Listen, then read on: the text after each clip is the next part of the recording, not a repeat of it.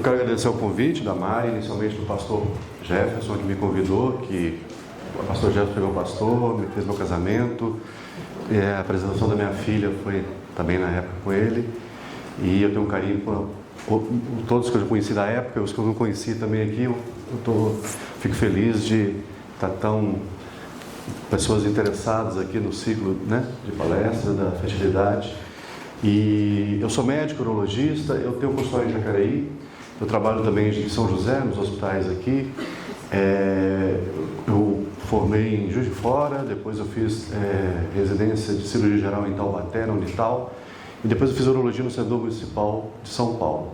Posteriormente isso, eu fui chamado para trabalhar na Unital de volta. Eu trabalhei como auxiliar de ensino uns 10 anos, de 2000 até 2012, e eu fiz parte da iniciação da residência médica lá em Taubaté. Eu fui um dos primeiros a trabalhar com o pessoal lá. E a fertilidade da parte masculina acho que é importante, né? Porque não é só as mulheres que são causas da infertilidade. Passem para mim. Próximo. Aqui é o conceito, na verdade as palestras vão se complementando, né? A Tati falou, a Ivane falou também algumas coisas que nós vamos acabar complementando. E a infertilidade masculina, ela é a incapacidade de um homem engravidar uma mulher fértil, né? Após 1 ano ou mais de relações sexuais regulares, sem proteção. Então tem que ter relação sexual, né, gente? Regular. E sem proteção, obviamente. E de fato corresponde a 20 a 50% das causas de infertilidade conjugal, sendo causada comumente por varicocele, que é as veias escrotais, fatores genéticos, infecções e distúrbios hormonais que pode estar associado, né? A gente brinca de relação sexual no tempo que está 1 ano sem ter relação, aliás, 1 ano tendo relações regulares, é que hoje em dia com essa vida corrida vai ficando mais difícil mesmo, né? O casal está junto, então vários fatores vão interferindo nesse quadro aí. Próximo. Então já foi falado que afeta milhões de casais, né? Nós sabemos que 1 a 4 casais no mundo inteiro são afetados pela infertilidade. Nem sempre é o fator feminino, o fator masculino então está relacionado, geralmente é 30%, tem vários quadros, mas geralmente o homem é 30%, a mulher é 30%, os dois se intercalam ali, quando tem os homem e a mulher junto, 30% também. Então, ao mesmo tempo, pode ser só o homem, só a mulher e outras vezes é o casal. 10% são causas idiopáticas, a gente não sabe a causa, né? Por mais que investigue, tem casos que a gente ainda não sabe de onde vem esse quadro de infertilidade. E claro que o diagnóstico precoce faz a diferença, exatamente como já foi falado, por causa da idade, principalmente da mulher, né? O homem pode ter filho a vida inteira, né? Por mais que tenha diminuição da quantidade de espermatozoides e às vezes a qualidade com o passar dos anos, mas o homem pode ter filho a vida inteira. A mulher já tem aquela fase da idade, né? Então, depois da menopausa, obviamente, não vai ter como engravidar, né? O homem produz espermatozoide a vida inteira, a mulher produz um óvulo por cada ciclo menstrual, que termina depois aos 45, 50 anos. Quando o casal não engravida, então, de quem é o problema? O problema é dos dois, né? Não é só o homem, né, que vai ter esse problema. Próximo. A infertilidade, então, não é só feminina, 50% envolve o homem e que deve ser sempre investigado. Então, sempre deve ter essa quebra de mito, e sempre temos os mitos e as verdades, né, de coisas que é falada nisso tudo. Próximo. Então a gente precisa de um óvulo saudável, um espermatozoide saudável, para que eles cheguem até o útero, engravide e vá até a fecundação, né? A qualidade do sêmen é o mais importante. A gente sabe que tem que ter uma quantidade boa, um movimento bom desses espermatozoides e a forma deles também. O espermatozoide é a menor célula do corpo humano, né? Ela é produzida, tanto que no óvulo cabe milhões de espermatozoides. E a quantidade dele é importante pela OMS de 2021, que é hoje em dia, a gente usa como parâmetro do espermograma, 16 milhões de espermatozoides por ml é considerado como normal, tá? Deve ter uma vitalidade boa, deve ter a gente chama de espermatozoides A e B, a quantidade progressivas, então tem uma vitalidade, um movimento bom. E a morfologia é importante, porque a morfologia é o formato dos espermatozoides. O espermatozoide parece um girino, né? Ele tem a cabeça e tem uma cauda. Então, baseado na qualidade do espermatozoide, nessa morfologia dele. Também pode ser que você tenha uma quantidade grande de espermatozoide e a qualidade não seja boa. E a quantidade sendo boa e a qualidade e o movimento não sendo suficiente, a vitalidade dele pode dificultar a gravidez. Então, o sêmen vai refletir a saúde geral do homem. Não é porque tem um espermograma normal que também vai conseguir engravidar, tá? Nós sabemos que tem pessoas que têm espermograma alterado e conseguem engravidar porque tem vários fatores associados nisso aí, né? Mas é um parâmetro que a gente usa para poder saber se o casal tem condições de ter uma gravidez, né? Então, isso é muito importante. Após os 40 anos, a qualidade vai caindo, né? Uma queda da qualidade dos espermatozoides. Os riscos aumentam de doenças associadas. Depois eu vou dar um pouco mais de detalhe adiante, mas a idade já foi falado também, que interfere. Próximo. E é importante preparar o terreno, né, para ter filho. Então entra a parte da nutrição, a parte emocional, a parte psicológica e o casal está ali junto. Então sempre o casal deve estar sintrosado para que possa ter condições de gerar vários filhos, né? E como reforçando então, o sono é importante ter um sono, é importante ter sono, exercício, atividade física, coisas. Eu estava conversando com o pastor, né, no início hoje. É um óbvio que tem que ser falado sempre, né? Uma vida saudável, uma alimentação saudável, peso adequado. Por causa da obesidade hoje, infelizmente, interfere em várias coisas. Então entra tudo que a doutora falou da nutrição aí, né? Então, é importante. E os vilões silenciosos, principalmente o tabaco. Hoje o pessoal fuma muito ainda. E eu pus o tabaco, mas a gente sabe que as drogas ilícitas, e tem gente, eu pergunto aos pacientes que usam maconha, às vezes usa por usar ali que acha que relaxa, né? E tanto a maconha quanto a cocaína tem um efeito cerebral, vai diminuir os hormônios cerebrais, que vem do hipotálamo. A gente tem um eixo chamado hipotálamo, hipófise e gonadal. Esse eixo ele é alterado, então vai alterar a produção dos hormônios, que é a FSH, LH e a testosterona no final. E a maconha é uma das coisas que interfere bastante na fertilidade, mas também o cigarro. O álcool excessivo, obviamente, tem seus efeitos deletéricos. E aqui o mais importante da palestra da saúde masculina são os anabolizantes. Eu tenho que deixar aqui claro que quem quer engravidar não pode usar testosterona.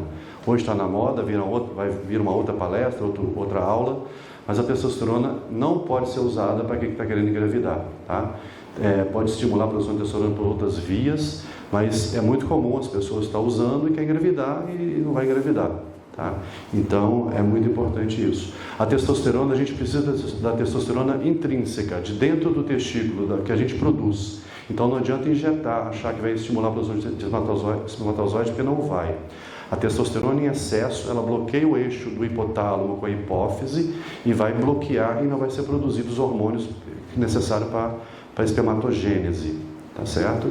Então, é uma contraindicação, não pode usar. Tem paciente que está querendo, primeiro você pergunta, se quiser usar hormônios, se estiver baixo, eu sempre pergunto se está querendo engravidar, tá? Então, é um recado que eu deixo de hoje para vocês.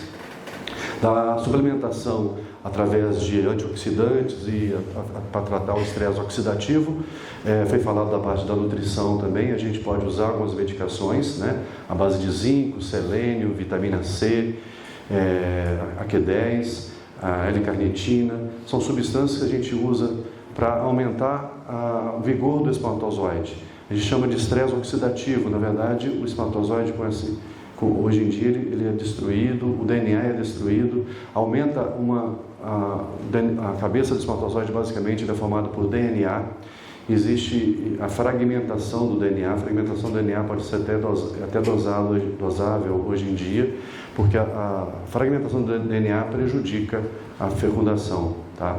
E então sabe-se que essas substâncias, essas medicações de reposição nutricional muitas vezes melhoram esse estresse e melhora também as condições de fecundação natural.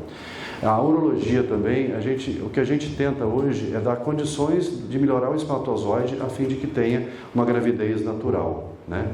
Se o casal não está conseguindo gravidez natural também, é função do urologista e do andrologista, no caso, melhorar o esperma na medida do possível. Por mais que faça uma ICSI ou faça uma reprodução assistida através de FIV, o espermatozoide sendo um espermatozoide mais saudável, dá mais índices positivos para a gravidez. Só reforçando aqui que a gente fala que é um ano tentando a mulher, a infertilidade é um ano tentando gravidez sem métodos, né? Mas quando o fator feminino interfere muito. Então, se a mulher tiver mais do que 35 anos, pelo tempo menor ali que existe, se está tentando engravidar já tem 6 meses, já deve procurar um apoio médico e uma orientação, tá? Porque pode ter o tempo conta muito nisso aí, né? Bom, quais os sinais de alerta na saúde masculina que pode afetar a fertilidade do homem? Nós temos os problemas testiculares, né? O que é problemas testiculares? Muitas vezes uma orquite, uma cachumba. A cachumba é a parotidite que inflama a parótida e esse vírus ele vai para o testículo. O pessoal fala que desceu para o testículo. Na verdade, é a história natural da doença, na maioria das vezes, né? Porque fez movimentos, a criança principalmente, que o vírus se aloja no testículo e pode dar essa orquite, que é causado pela cachumba, e muitas vezes esse vírus vai destruir ali o testículo, então vai dar problemas deletéricos na espermatogênese, né? Mas não só o vírus, mas bactérias também, existem as orquites por bactérias, infecções urinárias que podem interferir. Então toda doença do testículo pode atrapalhar a fertilidade, traumas, né, de um modo geral. Existe a torção testicular, que é uma torção que o testículo tem, muitas vezes tem que ser operado. Também pode ser, a gente sempre tem que estar perguntando quando está o paciente na nossa frente. Existe trauma também de bicicleta, moto, né? Hoje em dia a pessoa vai empinando bicicleta e as crianças, e pode ter consequências adiante, né? E é causado por cirurgias mesmo, como eu falei, uma torção testicular, um trauma local, cirurgias, tumor de testículo dos 15 aos 30 anos de idade. Geralmente a cirurgia é suficiente para tratar, mas muitas vezes precisa de uma radioterapia, e então esse histórico pode estar interferindo na infertilidade. E sempre, por exemplo, um câncer de testículos, a gente sempre orienta a fazer um banco de sêmen, congelar o sêmen, que é o ideal, porque pensando no futuro, porque vá que possa precisar de uma radioterapia e caso essa espermatogênese não se reverta. Então é de bom grau sempre guardar o esperma congelado. Então é um banco de sêmen, tá? Das causas principais que a gente tem do homem, a varicocele é das causas mais comuns, tratável pelo urologista. A varicocele é uma veia no saco escrotal, né? Geralmente é do lado esquerdo, é mais comum do que a direita, e por causa da anatomia da veia que vai drenar até a artéria renal. E a varicocele, por que ela causa a infertilidade? Essas veias em excesso, ela aumenta a temperatura, a oxigenação fica prejudicada ali na região do testículo e pode prejudicar a espermatogênese, tá? Além de tudo, essas veias a veia que vai em direção ao rim, muitas vezes dá um refluxo, e esse refluxo muitas vezes tem substâncias nessas veias que são deveriam ser excretadas, e elas acabam voltando para o testículo, então prejudicando a oxigenação do testículo também, dando esse estresse oxidativo que eu já comentei anteriormente. Então são fatores que a varicocele pode interferir. Então uma das coisas que a gente tem palpável hoje para ajudar um casal, muitas vezes quando tem a varicocele, deve ser feita a cirurgia de varicocele. Geralmente na adolescência, se for varicocele muito visível também, pode ser feito mesmo não pensando em ter filho ainda naquele momento, né? A varicocele tem grau 1, grau 2, grau 3, dependendo da hora que a gente olha e examina. E muitas vezes é confirmada pelo ultrassom. E muitas pessoas têm varicocele, mas nem todos têm infertilidade. Mas muitos casais que estão inférteis têm a varicocele ali, então deve ser tratada. As infecções, de um modo geral, como eu falei, infecções testiculares, né, infecções urinárias que podem afetar o testículo, são causas aí. O estilo de vida, que já falamos também, um estilo de vida baseado em bom sono, exercícios físicos, diminuir a obesidade, né, é muito importante. Hoje tem as canetinhas que estão ajudando um pouco, provavelmente no futuro, para tudo aí. As cirurgias bariátricas ajudaram muito também muitas pessoas, e prova-se hoje em trabalhos que ajudou na fertilidade. Então a consulta com o urologista, geralmente, ela é simples e deve ser sem medo, porque o medo é o pior. O homem sempre chega com medo no urologista. E geralmente o que a gente vê é exatamente a história clínica, se tem alguma história de trauma, como é que está esse casal, claro, contando que a mulher já tenha feito também a parte dela, né? Saber se não tem uma endometriose, se não tem um síndrome do ovário policístico, se não tem nenhuma obstrução. Próximo. E os exames básicos é o espermograma. A gente sempre pede o espermograma, como já comentei inicialmente, para ver a forma, o movimento dos espermatozoides, a quantidade. Os hormônios FSH e LH, que são produtores de testosterona e produtores da espermatogênese, também é importante. E o ultrassom da região testicular, o ultrassom duplo e colorido, que a gente usa com mais frequência. Alguns casos, quando tem aborto repetitivo, a gente pode partir para a genética também. Com relação à fertilidade, eu acho interessante que a gente eu sempre faço uma analogia, que o espermograma, ele é o carro, ele é como é que fala? A parte de fora do carro, né? Tem que estar bonito, tem uma quantidade grande de espermatozoide, ele tem que estar bonito e ele tem que estar rápido, né? Então, o espermatozoide tem que estar bom. Existe a fragmentação do DNA. A fragmentação do DNA indica que é o motor. Então, quanto menos fragmentação do DNA, é sinal que os espermatozoides vão estar bons para a fertilidade. E a genética, ou seja, o cariótipo, é o projeto que foi feito esse carro, né? Então, a gente depende não só do espermograma hoje em dia, mas também de uma boa diminuição da fragmentação do DNA. E também depende do cariótipo. O cariótipo, nós somos XY, os homens, né? Então, o gene Y muitas vezes pode ter alterações e interferir na genética. Próximo. Tem solução? Sim, as mudanças de hábitos, como nós falamos, os tratamentos, muitas vezes cirúrgicos, como fosse a varicocele, pode ser melhorado aí para melhorar a qualidade do esperma, né? E como eu falei, quando a gente quer melhorar, a gente quer que tenha uma fecundação natural, que tenha bebê em casa, mas muitas vezes a gente tem que melhorar o quadro para que possa ter uma boa reprodução assistida para aqueles que tiverem condições de fazer, né? Que aí é um método não natural.